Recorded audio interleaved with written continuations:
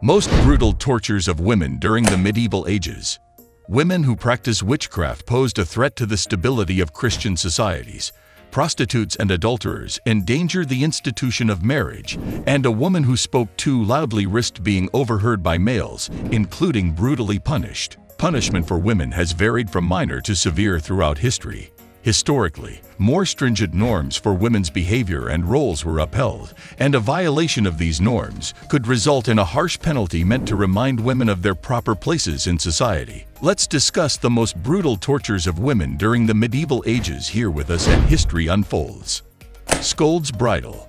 Although scolding today may seem to be punishment enough, in 16th and 17th century England and Scotland, a scold was a woman who disrupted the quiet of her neighborhood with gossip and slander.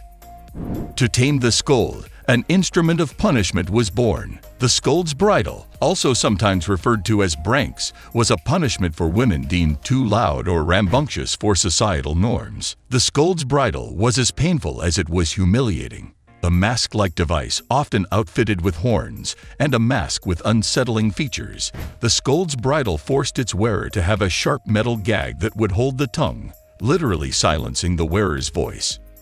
SHREW'S fiddle. In 16th and 17th century England, the term shrew acquired popularity and inspired William Shakespeare's play The Taming of the Shrew. A shrew, like a scold, was a noisy and dominant woman who defied society's expectations. In medieval Germany and Austria, shrews who disobeyed were met with a violin. The shrew's fiddle resembled a fiddle only in shape.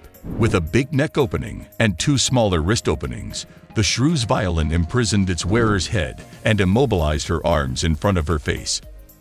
Denmark, Japan, and Iran have versions of the shrew's fiddle that aren't just for women, while Germany has a Roman version. Cucking and ducking stools.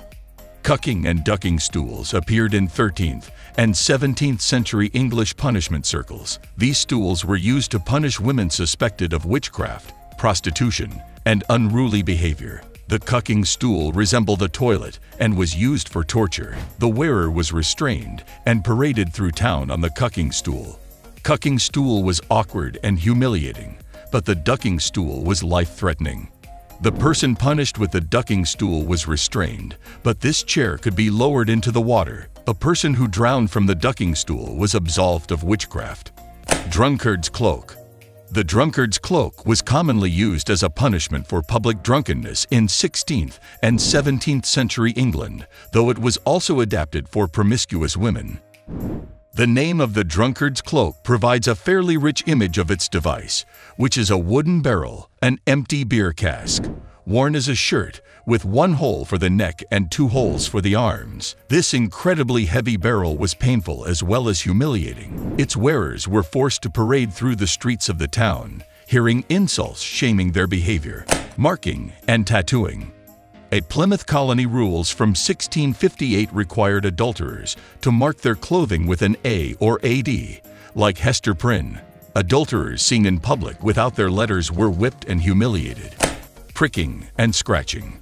Pricking was a more subtle, yet nonetheless painful, method of punishment during the English and Scottish witch hunts. Witch hunters used a pricking needle to identify witches without witches' marks. These needles continuously punctured the accused's flesh until it wouldn't bleed and was insensitive to pain, a witch's mark. Additionally, the pricked accused might also be scratched by the apparent possessed victim until the scratching drew blood. If the symptoms of possession improved, the scratch test could serve as confirmation of the accused being a witch. Amputation. Amputation was severe and lasting, but not as innovative as the other torture methods on this list. All clues lead to an ancient Chinese punishment called yu, which was applied for over 500 misdeeds, including cheating and theft. In ancient Egypt and the Byzantine Empire, nose amputation, called rhinotomy, was a punishment for adulterous women. The adulterer may escape with a fine or beating. Status degradation. Status degradation has been a formal punishment throughout history. Under Augustus, a woman accused of adultery may lose several rights as a citizen and face financial burdens. Noblewomen in Chosun-era Korea were degraded if they committed adultery or remarried. Adulteresses lost many rights and benefits when reduced to lowborn, and remarried widows' descendants couldn't hold office. Some high-status chosen women who committed adultery were executed. We hope that you liked today's video about the most brutal tortures used on women during the medieval ages. What punishment do you think is the worst? If you would like to see more of our videos, don't forget to leave a like and subscribe to our channel.